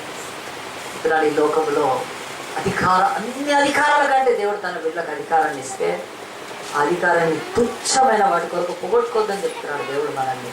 ఇదిగో ఈ యొక్క బైబిల్లో ఆకలి ఏం చేస్తుందంటే అధికారాన్ని తీసేస్తుంది జీవితంలో. కామ ఆకలి గురించి చెప్తాను. చివరి ఒక్కటి నేను ఇంకా తక్కువ టైంలో చెప్పగలిగితే చెప్పి నేను ముగించేస్తాను. మనము ఆ తర్వాత ఆరాధనను ముగించి ఇంకా మళ్ళీ ప్రార్థనలోకి వెళ్ళాలి. 2వ రాజుల గ్రంథం 5వ అధ్యాయము తీసి పెట్టుకోండి. అది మంచిగా చెప్తున్నాను. కానీ అక్కడ అందరికీ తెలిసిన కథ. సిరియా దేశానికి సైన్యాధిపతి అయిన నయమాను ఎంతో పరాక్రమవంతుడు, చాలా తన రాజు చేత మెప్పు పొందుతున్నవాడు. అంతేకాదు తన జీవితంలో గొప్ప విజయాలను పొందినవాడు. అలాంటి ఈ యొక్క 2వ రాజుల గ్రంథంలోని 5వ అధ్యాయంలోని నయమాన్ అనే సిరియా దేశస్తుడు బ్రతుకులో ఏముంది అని అంటే కుష్టి వ్యాధి అని బైబిల్ చెప్తుంది. అతడు కుష్టి వ్యాధి గలవాడు. సో కుష్టి వ్యాధి ఉన్నప్పుడు మనిషికి ఏం బాధ కలుగుతుంది? చాలా భయంకరమైనది. కనుక కుష్టు అది దేనికి వస్తుంది? ఒక భక్తుడు అన్నాడు, sin leprosy is the disease of body. కుష్టు శరీరానికి వచ్చే వ్యాధి. దీన్ని పోల్చి నేను చెప్తాను, పోల్చడం గురించే నేను ఈ మాట ఎత్తుకున్నాను. Sin is the disease of soul. పాపము ఆత్మకు వ్యాధి. గుర్తుపెట్టుకోండి, ఈ రెండు తేడా తెలుసుకోవాలి. నేను కంపేర్ చేసి చెప్తాను. మొదటిది, కుష్టు ఏం చేస్తుందనంటే కంపు కొడుతుంటుంది. పాపం ఎప్పుడు కంపు కొడుతుంటుంది. గుర్తుపెట్టుకోండి, కుష్టు పాపం కూడా కంపు కొడుతూ ఉంటుంది. నువ్వు కవర్ చేసుకోలేవు కుష్టుని చేసుకున్నట్టే. రెండవది, కుష్టు వ్యాధి అది పుండ్లతో ఉంటుంది కనుక అది స్రవిస్తూ ఉంటుంది. మన జీవితాల్లో కూడా పాపం ఉన్నంత వరకు ఏదో ఒకటి స్రవిస్తూ ఉంటుంది. అది అంటే ఏదో ఒకటి, ఇది నాకు సరిగ్గా ఉండదు, సరిగ్గా అది లేదు, ఇది లేదు, అది కాదు. మూడోది, కుష్టు బైబిల్ చెప్తున్నట్టుగా కుష్టుని తీసుకొని మనం పాపాన్ని పోల్చుకుంటే కుష్టు అది ఏమవుతుందనంటే అది నీ యొక్క శరీర భాగాన్ని తినడం మొదలు పెడుతుంది. శరీర భాగాన్ని తినేస్తుంటుంది. కుష్టి వచ్చిన వాళ్ళు కొన్ని రోజులు చూడండి, వాళ్ళు ఇట్లా పెట్టుకోరు. వాళ్ళు ఆల్రెడీ ఇది దాకా వెళ్ళిపోయి ఉంటాయి, తినేస్తుంది. ముక్కు తినేస్తుంది, అంత తిని. సో పాపం కూడా నీ బ్రతుకులో తినేస్తుంది. అన్నిటినీ నీ యొక్క సంతోషాన్ని తినేస్తుంది, నీ సమాధానాన్ని తినేస్తుంది. ఇక డబ్బు అయితే వదిలిపెట్టండి, అలాంటివన్నిటి కూడా తినేస్తూ ఉంటుంది పాపం నీ లైఫ్లో ఉంటాయి. ఇక తర్వాతది లెప్రసీకి సిన్కి పోలిస్తే అది అవమానం, బయటికి రాలేదు. వాళ్ళు కుష్టివాదోళ్ళు మొహం బాగుంటే బాగుంది కానీ అసలు వాళ్ళు బయటికి రావాలండి. చాలా వాళ్ళ శరీరంలో కళ్ళు ముక్కు కూడా తినేస్తే వికారం. సో పాపము మనం దేవుని పోలికలోంచి వేరు చేసి మనల్ని వికృతంగా చేసింది కనుక పాపం చేసిన వాళ్ళు తలెత్తుకొని రారండి కదా, తలెత్తుకోలేరు. ఈ పోలికలు ఎందుకు చెప్పానంటే నీ బ్రతుకులో ఈరోజు లెప్రసీ లేకపోవచ్చు, కానీ దానికంటే ఘోరమైంది సిన్ ఉంటే దేవుడు నన్ను లేచి బయలుదేరి శుభ్రంలోకి వెళ్ళాలి. ఆ యొక్క ఇంటిలో చిన్నది చెప్పింది, ఈ కుష్టి వ్యాధి ఈ యొక్క దేశంలో ఇంతవరకు స్వస్థపడలేదా, కానీ మా దేశంలో ఉన్నాడు శంబ్రోన్ అంటే సమరియలో ఒక ప్రవక్త ఉన్నాడు, అక్కడికి వెళ్తే చాలు బాగు చేస్తాడని ఆ చిన్నది వాళ్ళ ఇంట్లో పనిచేసే పిల్ల, యూదురాలైన పిల్ల చెప్పినప్పుడు ఆ దేశం సిరియా దేశంలో దేవుడు, దేవత, విగ్రహాలు, బొమ్మలు, పూజలు, మాంత్రికులు, వైద్యులు ఎవ్వరూ స్వస్థపరచలేదు ఆ కుష్టుని పవిత్రపరుస్తుంది. కనుక లేచి నయమాన్ ఎక్కడికి వెళ్ళిపోయాడంటే ఇస్రాయల్ దేశంలో శుభ్రంలోకి వెళ్ళాడు. ప్రవక్త ఇంటి దగ్గరికి వెళ్ళాడు. ఆ ప్రవక్త బయటికి కూడా రాలేదు. పోయి యోర్దాను నదిలో 7 సార్లు మునుగన్నాడు. మునిగాడు. మునిగినాక స్వస్థత కలిగింది, ఉన్న గర్వం తగ్గింది, ఆహారం తగ్గింది, బుద్ధి జ్ఞానము వికాసం చెందినవి. లేచి వచ్చి ఆ యొక్క ప్రవక్త కాళ్ళ దగ్గర అన్నాడు, ఎంత గొప్ప దేవుడు మీ దేవుడు, ఎంత గొప్ప దేవుడు, ఒక మాటకే చెప్పితే నేను లోపలికి ఇంత స్వస్థత కలిగితే అని చెప్పి చేశాడు. మీ దేవుడికి నా కానుకలను తీసుకొచ్చాడు కదా, చాలాసార్లు కదా. ఫ్రమ్ కదా టు రాస్తాడు, to my darling, from your darling కదా, ఎవరు రాసుకోండి కదా, to my dear, from your dear కదా. అట్లా ఈయన ఏం చేస్తున్నాడంటే ఇదిగో మీ దేవుడికి నా డబ్బు అంటున్నాడు. అప్పుడు ఎలీషాకు చాలా ప్రవక్తకు అనిపించింది, నాకేంటి డబ్బు, నా దేవుడికి ఏం డబ్బు కాదు. డబ్బు తీసుకోలేదండి ఆయన, 10 రథాల డబ్బును బంగారాన్ని తీసుకొచ్చాడు. నీ దేవుడికి నా డబ్బు అంటున్నాడు. నేను స్వస్థపరిచినాక నీ దేవుడు కాలేదు ఆయన, వెళ్ళిపోదాం అంటున్నాడు, డబ్బులు ఇచ్చి వెళ్ళిపోదాం అంటున్నాడు ఆయన. నేను తీసుకున్నాను, వద్దు, నాకు దేవుడు డబ్బులతో స్వస్థపరచలేదు, నీకు విశ్వాసం ఉంది, విధేయతుంది, వెళ్ళిపో అన్నాడు. మళ్ళీ వదిలాడుతున్నాడు, ఇదిగో నా డబ్బు నీ దేవుడికి అంటున్నాడు. డబ్బులు ఇంకెక్కువ డబ్బా కొట్టామంటే నడువి కడుచాను. ఏం చేసింది, ఒక్క మాట అన్నాడు, నాకు డబ్బు కాదు మాట కావాలి. ఇక్కడ కూర్చున్న వాళ్ళందరూ రాసి పెట్టుకోండి, ఈరోజు నీ డబ్బును కాదు నీ మాటను అడుగుతున్నాను. నీ యొక్క చెయ్యి చాచి కదా అడుగుతున్నాను. చాలామంది కదా ఒక అబ్బాయి అమ్మాయిని ప్రేమిస్తే ఏమడుగుతారండి, ఏమడుగుతారు, ఏటీఎం కార్డు అడుగుతారు కదా, అంతే తెలుసా అందరికి. కాదండి, చెయ్యిని అడుగుతారు కదా, అవునా కాదు, నీ చెయ్యి నాకు ఇస్తే అంటే చెయ్యి కలుపుతారు కదండి, అవునా కదా. లేకపోతే పాస్టర్లు మెడగలుపుతారా పట్టుకోమని, చెయ్యి కలుపుతారు ఇద్దరు పెళ్ళైతే కదా. అంటే చెయ్యండి, దేవుడు అన్నాడు మన చెయ్యి కదా, ఆ మాట ఇచ్చి చెయ్యి పట్టుకోవాలి. దేవుడు అన్నాడు, నయమాను నీవు నీ ఆస్తినంతా కాదు నీ మాట నాకు ఇయ్యి అన్నాడు. ఏంటో తెలుసా, నీవు నీ దేశానికి వెళ్ళి విగ్రహాన్ని మొక్కన్నాడు. సరే ఒప్పుకున్నాడు. ఆ యొక్క డబ్బు అంతా తీసుకొని వాపసు వెళ్ళిపోతున్నాడు. కానీ అదే నయమాను ఆ ఎలీషా ఇంటిలో ఒకడు ఉన్నాడు, వాడి పేరు గెహజీ. ఆ దేహంలో ఉన్నాడు పేరు. వాడు ఏం చేశాడంటే లబ లబ లబ లబ లబ లబ లబ లబ లబ సౌండ్ చేస్తున్నాడు అప్పటి నుంచి. ఎందుకంటే వచ్చిందంటే వెళ్ళిపోతుంది, అంత రథాలు వెనక్కి వెళ్ళిపోతుంది. వాడికి ఎంతో ఆశ కలిగింది. నీకు ఇట్లా కాదని చెప్పి పరిగెత్తుకొని ఆ రథాల వెనక వెళ్ళి ఏం చేశాడంటే ఒక పచ్చ అబద్ధం ఆడాడు. నయమాను వెంటనే వెళ్ళిపోతున్నాడు. ఈరోజే మా యొక్క ప్రవక్త దగ్గరికి, యజమాని దగ్గరికి 2 కొత్త శిష్యులు వచ్చారు. ఆ కొత్త శిష్యులకు కొన్ని కానుకలు కావాలని చెప్పి నన్ను నా యొక్క యజమాని ప్రవక్త పంపించాడని చెప్పినప్పుడు పాపం నయమాను చాలా ఇదైపోయాడు. అయ్యో అడగాల్సింది నేను, ఎంత తీసుకో, ఈ 10 రథాలు ఎంత కావాలని తీసుకోమన్నప్పుడు లేదు అంత వద్దులే అన్నప్పుడు ఆ నయమాను బలవంతం చేసి 2 ఆ యొక్క మణుగుల వెండిని ఆ యొక్క సంచుల్లో కట్టి వస్త్రాలు ఇచ్చి మోసేవారిని కూడా పెట్టి, గెహజీ ఒక్కడు మైలాడు కనుక గెహజీ 2 బస్తాలు ఎడమోస్తాడు, అందులో వెండి కదా, వాళ్ళని పంపిస్తే నేరు ఇంటికి వచ్చి ఇంట్లో దాచిపెట్టేసుకున్నాడు. దాచిపెట్టుకున్న వెంటనే ఏం చేశాడంటే ఇంకా నాకు ఎవరికి తెలియదు అనుకొని అతడు అన్న మాట వచ్చాడండి బైబిల్లో 2వ రాజుల గ్రంథంలో. ఎంత దేవుడు మనకు ఒక్క విషయాన్ని నేర్పించాలని అతడు లోపలికి పోయి తన యజమాని ముందు నిలబడగా ఎలీషా వాని చూచి, గెహజీ నీవు ఎచ్చట నుండి వచ్చితివని అడుగుతున్నాడు. చూడండి, ఎలీషా ఒక ప్రశ్న వేశాడు ఆ మహాప్రవక్త, నువ్వు ఎక్కడి నుంచి వచ్చావు కనుక ఎక్కడి నుంచి వచ్చావంటే ఏం చెప్పాలి కదా, ఎక్కడికి వెళ్ళావో చెప్పాలి, లేకపోతే పచ్చి అబద్ధం ఆడుతున్నాడండి. అతను ఆడిన అబద్ధం చూడండి. నీ వెచ్చటం చేస్తున్నాడు. అంత ఎలీషా అతను అంటున్నాడు, ఏమంటున్నాడు చూడండి, గెహజీ నీ వెచ్చటం వస్తువు అని అడిగినందుకు వాడు దాసులు ఏమన్నాడు, నీ దాసులైన నేను ఎచ్చడికి పోలేదా నేను. దేవుడు వాక్యం ఇక్కడ మనకు ఒక్క పాఠం నేర్పిస్తుందని గుర్తుపెట్టుకున్నది. అదేంటంటే దేవుడు ఏ పాపిని కూడా తొందరపడి శిక్షించాడు. దేవుడు ఏ దుర్మార్గుడిని తొందరపడి శిక్షించాడు. దేవుడు ఏ ఒక్క నేరస్తుని కూడా ఈ లోకంలో త్వరగా శిక్షించాడు. ఆయన దీర్ఘశాంతం గల దేవుడు.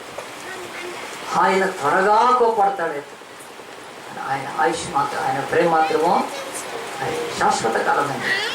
ఆలోచించండి, ఇక్కడ చాలామంది వాక్యం తెలిసిన వాళ్ళు ఈ యొక్క ఎలీషా ఇంత పెద్ద శాపాన్ని అతని మీద ప్రకటించచ్చా, ఎక్కడికి వెళ్ళలేదన్నప్పుడు ఎలీషా అన్న మాటలు చూడండి. తర్వాత స్పష్టంగా రాయబడుతున్నాయి. అంతటా ఎలీషా వానితో 26వ వచనం, ఆ మనుషుడు తన రథం దిగి నేను ఎదుర్కొన్నట్టుకు దిగి వచ్చినప్పుడు నా మనసు నీతో కూడా రాలేదా? ద్రవ్యము, వస్త్రాలు, ఒలివ చెట్లు, తోటలను, ద్రాక్ష తోటలను, గొర్రెలను, ఎడ్లను, దాసదాసులను సంపాదించుకున్నట్టుకు ఇది సమయమా? దేవుడు టైం ఇస్తాడండి.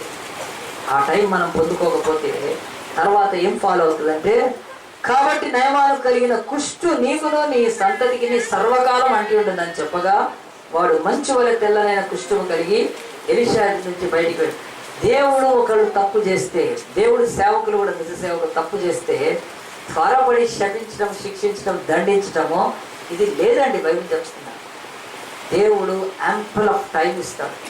తగినంత సమయం ఇచ్చిన తర్వాతనే ఒక మనిషిని ఏదైనా శపించడమో లేకపోతే శిక్షించడమో దండించడం చేస్తారు. ఇక్కడ గెహజీ వచ్చిన తర్వాత దానికి టైం ఉండిందండి. ఎక్కడికి వెళ్ళావంటే తన ప్రవక్తను చూసి, ఆయన నోటి మాటలు భయపడి, ఆయన శక్తికి భయపడి, కొంచెమన్నా భయం తెచ్చుకొని నేను వెళ్ళానని చెప్పి కాళ్ళ మీద పడి నేను తెచ్చుకున్నాను, నన్ను క్షమించమని అడిగే సమయం అయితే ఖచ్చితంగా దేవుడు ఇచ్చాడండి. ఈరోజు కూడా నువ్వు నేను ఎవ్వరం పాపం చేసినా దేవుడు క్షమాపణకు సమయం ఇస్తాడండి, ఖచ్చితంగా ఇస్తాడు. ఈ బైబిల్ చెప్తుంది, ఆదాము అవ్వలను దేవుడు వాళ్ళు పండు తినంగానే వాళ్ళను శపించలేదండి. వాళ్ళకి ఎంత చల్లపూట వచ్చి ఆయన వాళ్ళతో మాట్లాడి ముచ్చటించి వాళ్ళు ఏం పాపం చేశారు ఒప్పుకుంటారేమో, ఇకనైనా పశ్చాత్తాపడతారేమో. బట్టలు లేని స్థితి, నగ్నత్వము, భయము, వణుకు, దేవుడి ఎదుటికి రాని స్థితి అంతా చూసి అయినా వస్తారేమో అనుకుంటే వాళ్ళు నేరాలు, సాకులు మోపుతూ ఉన్నందుకు దేవుడు శపించాడు. గుర్తుపెట్టుకోండి, ఎలీషా కూడా వాడు ఎక్కడికి పోయాడో తెలిసి ఎలీషా కదండి. ఎలీషా ఇంత పెద్ద ఖడ్గం పట్టుకొని ఏడిపోయినారా, పెట్టి నరుకు, ఒకటే నరుకు కదా, ముందు నిలబడి నరికి పారేస్తాడండి ఎలీషా. అసలు ఇంట్లోనే ఉన్నాడు, బయటికి కూడా రాలేదు. కానీ పిలిచి అడుగుతున్నాడంటే ఎంత సమయం ఇస్తున్నాడు ఆలోచించండి. ఈరోజు ఏదైనా ఒక జడ్జి కోర్టులో ఉంటే అడుగుతాడు, ఇతను ఏం చేశాడంటే దొంగతనం చేశాడు, దాదో ఇసుకు కదా అంటాడా. ఇంకోటి ఈడేం చేశాడు, నెక్స్ట్ వీడు ఇంకేదో ఇసుకు మీద దాల్దో అంటాడు. మూడోడు ఈయన ఉరిదీసేసాడు అంటాడు ఆ జడ్జి. కాదండి, ఎంత ట్రయల్కి సమయం ఇస్తాడు.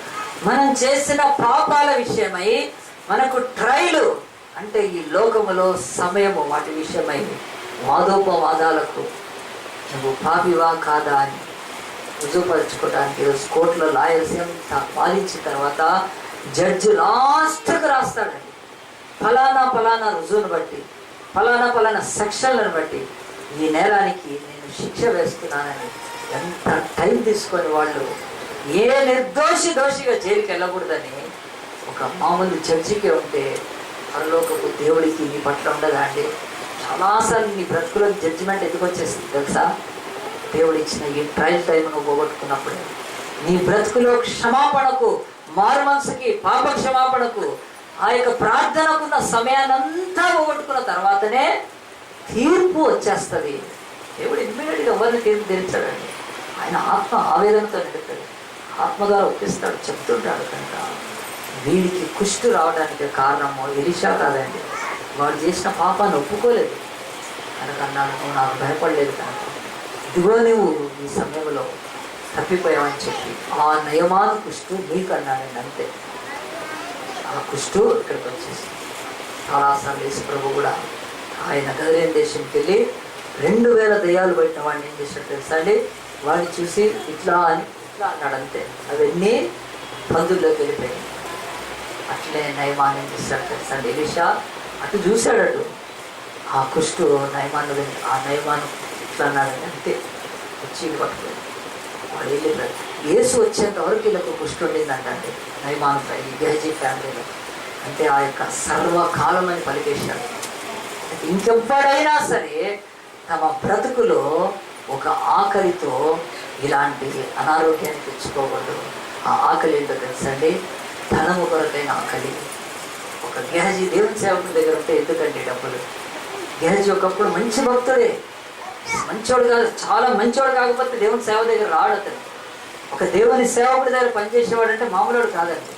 కానీ ఆ భక్తిని ధనాపేక్ష చేత పోగొట్టుకొని ఇదిగో ఈ యొక్క సర్వకాలం ఉండే ఆ యొక్క అనారోగ్యాన్ని తెచ్చుకున్నాడు. ఇంకా బైబిల్ మనకు 3వ చెప్తుంది, ఆకలి, ధనముతో కూడిన ఆకలి, ధనాపేక్ష అన్నారు, మాంసాపేక్షల. అది ఏం తీసుకొస్తుందంటే ఈ బ్రతుకులో అనారోగ్యాన్ని తీసుకొని వస్తుంది.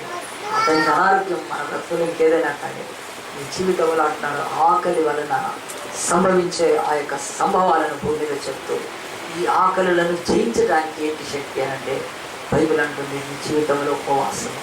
యేసు ప్రభు గురించి ఒక మాట చెప్పి నేను ముగించేస్తాను చూడండి. హెబ్రీయులకు రాసిన పత్రిక 5వ అధ్యాయంలో దేవుని యొక్క వాక్యం 7వ వచనము మనం చదువుదాము. దేవుని వాక్యం ఎంత స్పష్టం. శరీరధారి అయిన దినములలో మహారోదనముతోనూ కన్నీళ్లతోనూ తన్ను మరణము నుండి రక్షింపగలవాని ప్రార్థనలను యాజనలను సమర్పించి భయభక్తులు కలిగిన ఎందున ఆయన అంగీకరింపబడింది. చాలండి, దేవుని ఒక వాక్యం చెప్తుంది.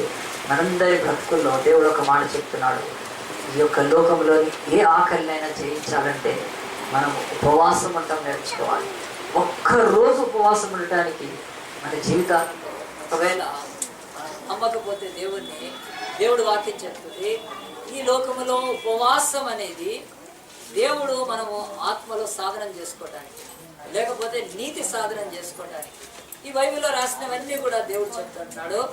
దేవుని రాజ్యమును స్వతంత్రించుకోకుండా నశించిపోయే వాళ్ళు చాలా మంది ఉంటే దేవుడి రాజ్యంలోని వెళ్ళే వాళ్ళ గురించి మాత్రం బైబిల్ చెప్తుంది. ఏమిటి అంటే దేవుడి రాజ్యంకి వెళ్ళేవాళ్ళు ఈ భూమి మీద ఆకలితో ఉండటం ఏంటో నేర్చుకుంటారండి. ఆకలితో ఉన్నప్పుడు మన బ్రతుకుల్లోని అనేకమైన ఫ్యాకల్టీస్ అవి మన స్వాధీనంలోకి రావడం మొదలు పెడతాయి. ఆకలితో ఉండకపోతే ఇదే హెబ్రీ పత్రికలో చూడండి, ఆ యొక్క 12వ అధ్యాయం వచ్చే వరకు బైబిల్ అంటుంది. హెబ్రీ పత్రిక 12వ అధ్యాయంలో 16వ వచనంలో, ఒక పూట కూటి కొరకు తన జ్యేష్ఠత్వపు హక్కును అమ్మివేసిన ఏశావు వంటి భ్రష్టుడైన సంసారు లాంటి వ్యభిచారి అయినా ఉండునేమో అని జాగ్రత్తగా చూసుకొనడి. ఏశావు ఆ తర్వాత ఆశీర్వాదం పొందగరి కన్నీళ్లు విడిచుచు దానికోసం శ్రద్ధతో వెతికిన మారు మనసు పొందే అవకాశం ఇవ్వబడలేదు కనుక అతడు విసర్జింపబడేను అని బైబిల్లో దేవుని వాక్యం చెప్తుంది. నీ బ్రతుకులో దేవుడు నీ జీవితంలో ఒక అది ఏమిటి అనంటే, నీవు ఉపవాసముతో పరలోకానికి వెళ్ళగలుగుతావు. ఆ యొక్క తిండితో నువ్వు నరకానికి వెళ్ళగలుగుతావు.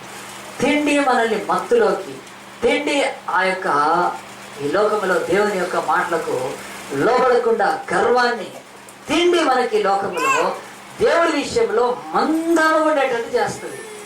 కనుక తిండిని దేవుడు అంటున్నాడు, నువ్వు మానుకోగలిగితే బైబిల్లో ఉన్న వాక్యాలన్నీ చెప్తున్నాయి. ఎస్తేరు ఉపవాసం ఉండి ఆమె తన జాతిని కాపాడుతుంది.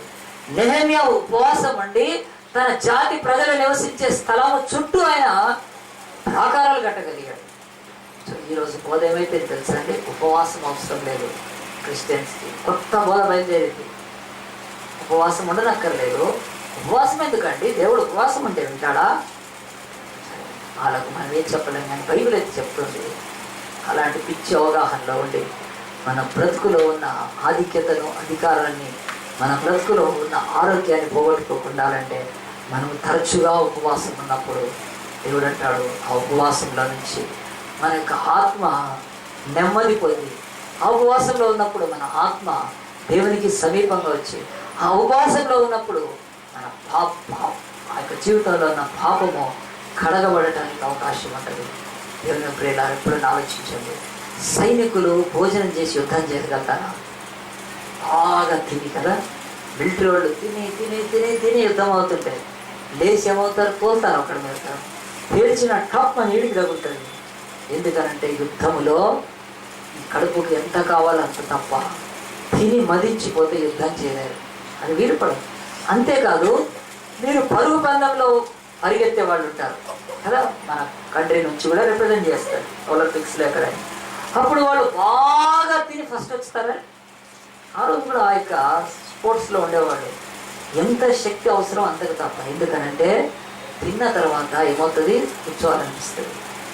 కూర్చుంటే ఏమవుతుంది? పండుకోవాలనిపిస్తుంది. పండుకున్న తర్వాత ఏమవుతుంది? పనికి మాలిన ఆలోచనలు వస్తాయి, అంటే నాశనం అయిపోతుంది. సో ఈ తిండి బైబిల్ చెప్తుంది, తిండి నరకానికి, ఉపవాసం పరలోకానికి నడిపిస్తుంది. మరి జనరల్గా క్రిస్టియన్స్ అంతా ఉపవాసం ఉండరు కదా, మళ్ళీ ఆ యొక్క పనికి మాలిన లెంటులో ఉంటారు కదా. దేవుడు లెంట గురించి ఏం చెప్పలేదండి, బైబిల్లో లేదని వదిలిపెట్టేసేయండి. ఆ యొక్క భస్మ బుధవారమైన వాళ్ళే చెప్తున్నారు, మేము భస్మమయ్యామని. పనికి మాలిన మొహాలు. మరి అలాంటి ఉపవాసం ఎక్కడ పౌలు చేయలేదు, మరి ఆనాడు కొత్త నిబంధనలు ఎక్కడ చేయలేదు. ఉపవాసం ఎప్పుడు ఉన్నాడంటే బైబిల్ చెప్తుంది, తమ జీవితంలో సాతాను ఆధిపత్యము పెరగడం మొదలు పెడుతున్నప్పుడు, ఉపవాసం ఉన్నప్పుడు అతన్ని జయించగలుగుతాం. మన బ్రతుకుల్లో ఉపవాసానికి ఆ తర్వాత తిండికి పోల్చుకుంటే ఈ భూమి మీద ఏశావు గురించి చెప్పగని దేవుడు అంటున్నాడు, ఈరోజు నేను తినకపోతే నేను ఉపవాసం, అంటే తినకపోతే చచ్చిపోతానేమో. ఈరోజు ఇక్కడ 7వ దినం ఉపవాసం. ఎంతమంది వచ్చారండి ఉపవాసాలకి కదా? నాకు చాలా మంది కాని వాళ్ళు చేయమంటే కూడా బాగుండేది. 7 days నుంచి ఇక్కడ ఫాస్టింగ్ అవుతుంది. ఒక్కసారి చర్చి వైపు రానోళ్ళ గురించి ఏమనాలి? నీకే వదిలేస్తున్నాను.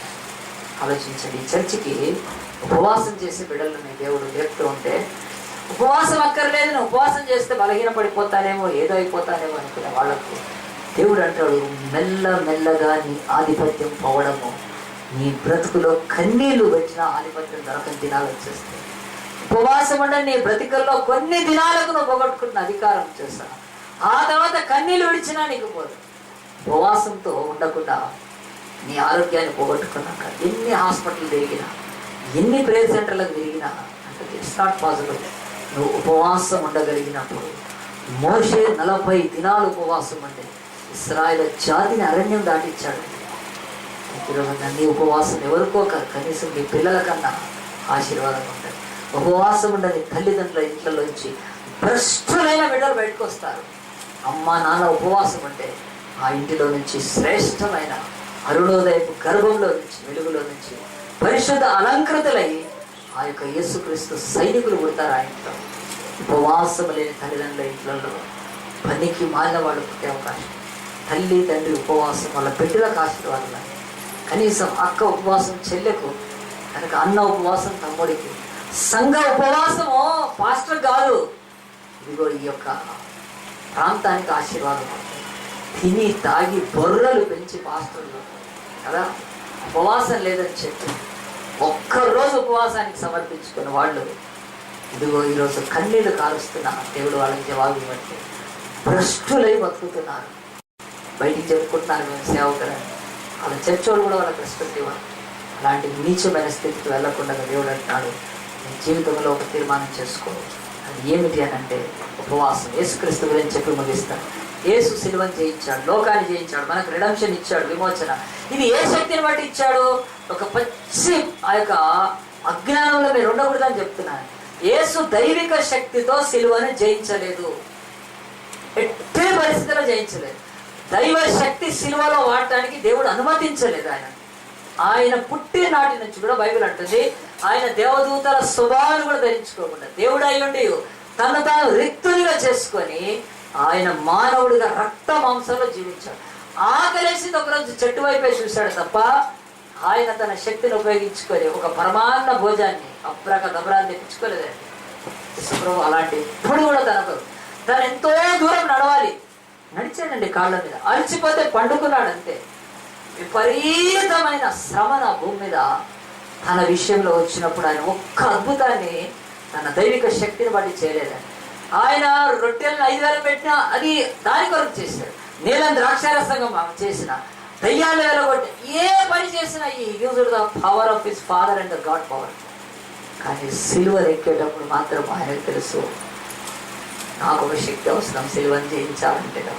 ఉపవాసం అంటే సేవలో అడుగు పెట్టిన నాడే తన తల్లి ఇంటి నుంచి బయలుదేరి వచ్చిన 40 దినాలు ఉపవాసం ఉన్నాడు. ఆ తర్వాత 3.5 ఏళ్ళు ఉపవాసాలు ఉండి ఉండి ఉండి ఉండి ఉండి చివరికి సిలువను జయించే సమయానికి ఆయన బ్రతుకులో తన శత్రువులను కూడా క్షమిస్తూ, తన మీద ఉమ్మి వేసిన వారిని కూడా క్షమిస్తూ వాళ్ళ కొరకు యాగం చేసినప్పుడు ఆ సిలువలోని ఆ వేదన దేవుడు రక్త మాంసాల్లో శరీరంలోంచే సంపాదించాడు, ఉపవాసం ద్వారా సంపాదించాడు. యేసు ప్రభువు ఒకవేళ దైవిక శక్తిని ఆయన ఉపయోగించుకొని సిలువ వేయాలంటే 600 సైనికులు కాదు, 6 కోట్ల మంది సైనికులు వచ్చేసి సిలువేయలేరు.